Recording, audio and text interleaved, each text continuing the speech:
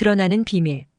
프랑스계 미국인 수학자였던 드 브랑주는 용감하게 리만 가설을 파헤치기 시작했습니다. 그는 리만 가설은 반드시 증명이 가능하며 소수 배열에는 어떤 의미가 있다고 확신하였습니다. 연구를 거듭하던 그는 리만 가설이 원자와 소립자 등 미시 세계와 관련이 있다는 것을 어렴풋이 깨닫기 시작했습니다. 드 브랑주는 그의 스펙트럼 이론과 고조파 분석을 통해 리만 가설의 제로점들과 미시 세계의 공간이 관련이 있다고 주장했습니다. 즉, 인간의 관념 속에 있을 뿐인 소수의 체계가 실질적인 물질과 관련이 있다는 주장이었습니다. 그것은 우리 우주가 분명히 어떤 지성적인 체계를 가지고 있다는 직접적인 증거가 될 수 있으므로 아주 중요한 주장이었습니다. 그러나 그의 주장에는 아직 학계의 인정을 받을 만한 충분한 근거가 부족했습니다.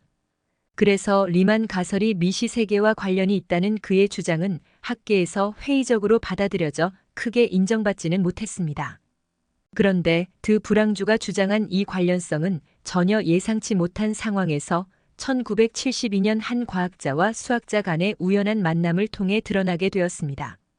미국 미시간 대학의 휴 몽고메리 박사는 리만 가설에 관심을 가지고 연구하고 있던 수학자였는데, 그는 리만 가설에서 제타 함수로부터 나오는 일직선 상에 있는 제로점들의 간격에 주의를 기울이고 있었습니다. 소수는 이미 알다시피 전혀 예측할 수 없는 간격을 보입니다. 어느 구간에서는 자주 나타나는데 어느 구간에서는 한참 나타나지 않기도 하는 등 완전히 불규칙하게 종잡을 수 없이 등장합니다. 그런데 소수로부터 추적해낸 제로점들은 비교적 균등한 간격을 보이고 있다는 점이 그에게는 이상해 보였습니다. 이것은 무언가 의미가 있다고 그는 생각했으나 그것이 무엇인지는 도저히 감을 잡을 수 없었습니다. 또 한편에서는 소립자 등의 미시 세계를 연구하던 양자물리학의 대가 프리먼 다이슨 박사가 있었습니다.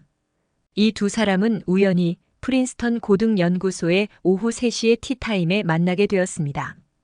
두 사람이 서로 만나 대화하던 중에 다이슨이 몽고메리에게 무엇을 연구하고 있는지 물었습니다. 몽고메리 박사는 리만 가설을 연구하고 있다고 하며 리만 가설의 제로점과 관련된 식을 그에게 보여주었습니다. 그런데 이 식을 본 다이슨은 매우 놀라지 않을 수 없었습니다. 그 식은 우라늄 등 원자핵의 에너지 레벨의 간격을 나타내는 식과 똑같았기 때문이었습니다.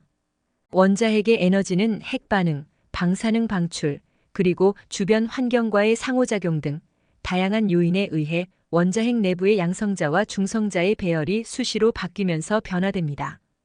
이것을 수학식으로 표현한 것이 원자핵에서의 에너지 레벨에 관한 식이며, 이 두 사람이 만나기 1년 전쯤에 물리학계에서 이미 발견되어 있었던 식이었습니다. 이것은 정말 대단한 일치가 아닐 수 없었습니다. 전혀 관계가 없을 것 같은 전혀 다른 분야인 수학과 물리학의 수학식이 완전히 일치한다는 것은 우연히 일어난 일이라고는 도저히 볼 수 없는 것이었기 때문이었습니다.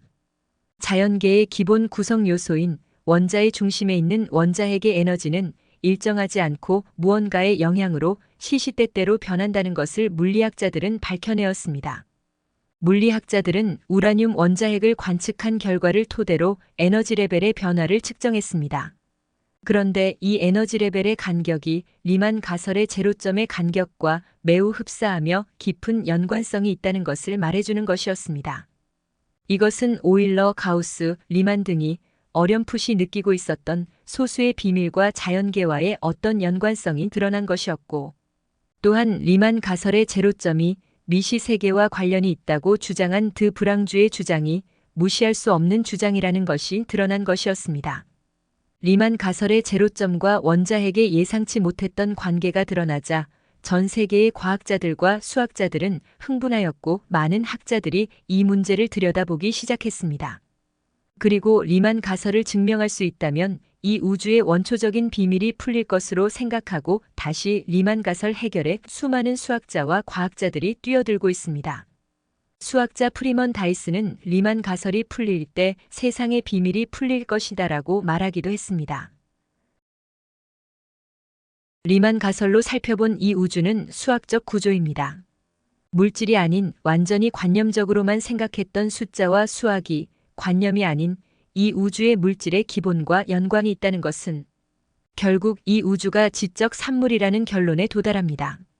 이 소수와 리만 가설 연구의 결론은 이 우주가 어떤 지성적인 존재로부터 나왔다는 당위성을 부정할 수 없게 합니다. 이것은 신의 존재를 말해주는 철학적 논증이나 일반 자연신학과 전혀 다른 새로운 측면의 논증입니다. 우주의 만물의 기초가 지적인 수학식으로 나타난다는 것보다 더 명확한 신존재 논증이 있을까요?